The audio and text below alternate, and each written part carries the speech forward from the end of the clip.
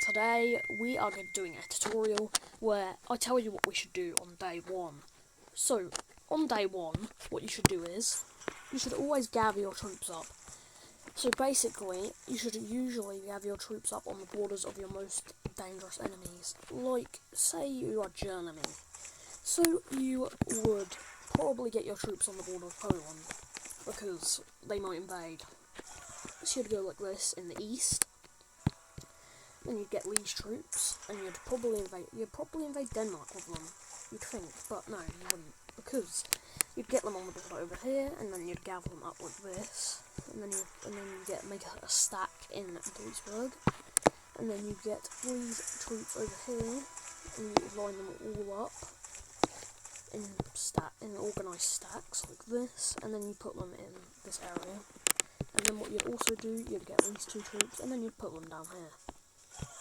As you can see, that is an easy organisation of all the troops, and then you'd move them, once they're all organised, you move them towards the borders of the countries, so if they are to invade you, you have the fastest response possible. And then, as for day one research, what you should usually research is, you should probably go for infantry. If you're in the Axis doctrine, you research infantry, and then usually you should research motorised infantry, just like this. But you'd do it like that. And then you'd also get armoured cars. And then you'd also get light tanks, because you have to research light tanks later on. But it's more important to get ground troops at the start, rather than like infantry and stuff. Rather than like ships, air units. It's better to have infantry and tanks. But then you are usually given two choices. You either focus on industry, like you build some industry in each city, like this, or you'd get different types of troops and build them like that. Now the question is, what should you do? First, you should build armor. Of course, you should build the troop blazers first, because they are the most important at the very start. But also, you shouldn't miss out industry, because the industry is also important, so you have resources later on, instead of just being stuck with no resources to build, so you can't build troops. As you can see, I haven't even ran out of all my resources yet, and we have built tank plants and the other things, so, which is pretty good if you use that playstyle. But doctrines also matter, and they can influence the way you should play at the start. As an Axis nation, you should focus on offensive, because you start with more powerful troops, so you should take advantage of that. Because you can bully other smaller, weaker doctrines, like the Japanese, the Western ones, because their troops are usually weaker. The communist ones are usually it depends on what the communist ones you should be careful of though, because they can produce pretty quickly and then they can overwhelm you with their stacks, which can be very bad for you if you're not careful. But when you are playing as a Japanese doctrine, you should usually focus on stuff like speed. You may be asking why that is. It is because that you get faster units and stealthier units.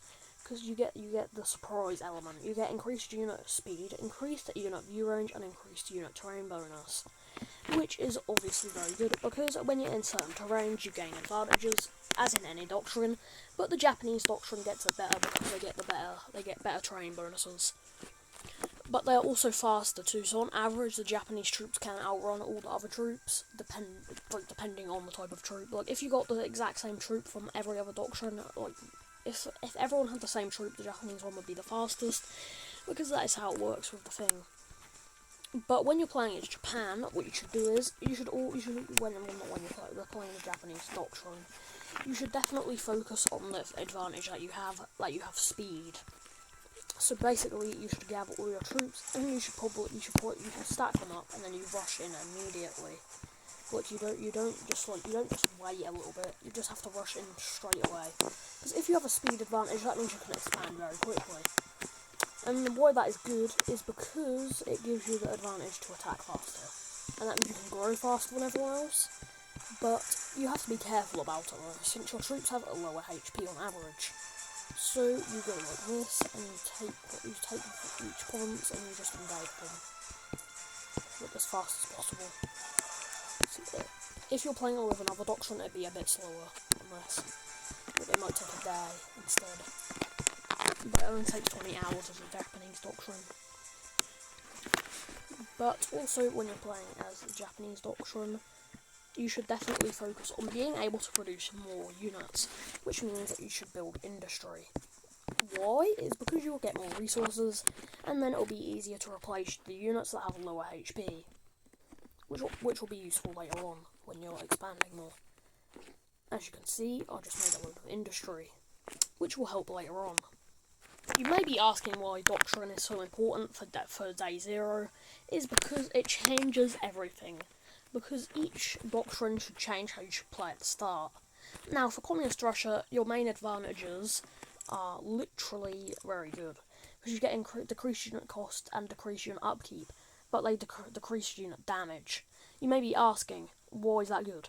It's because later on you can produce way more units, and that is exactly why it's called quantity and not quality, as you can see.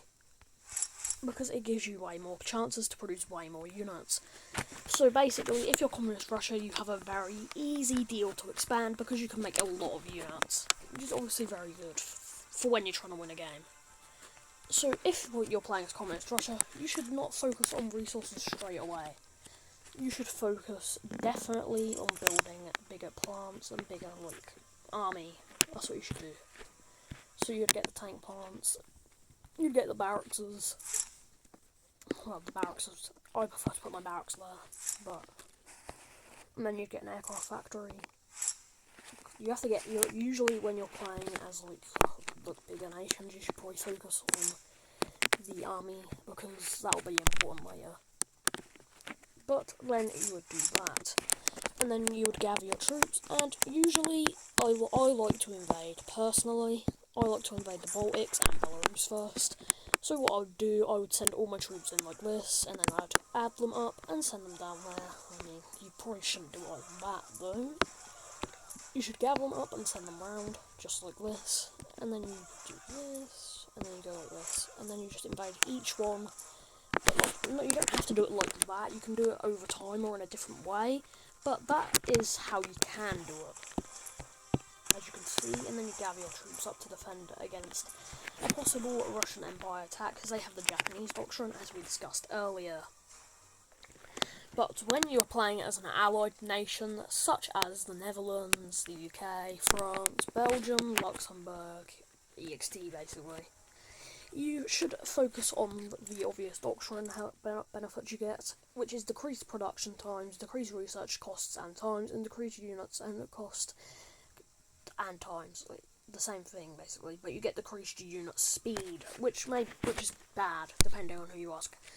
But also a major downside for this class is that you get medium tanks way slower. Every other country gets medium tanks faster, but for the Allies you get one on day 4, which to me is a major downside, but that depends on who you ask. If you're playing as a small nation like the Netherlands, you should obviously focus on tank plants, but this Netherlands already has all this, as you can see. But also, you should definitely add your troops up, and if you're playing as the Netherlands, you should probably try and attack someone. I don't know who though, don't ask me, but anyone really. You just do that basically, you just reinforce something like that. But this is going to be the end of this tutorial, so please like and subscribe and hit the notification bell, and I'll see you guys in a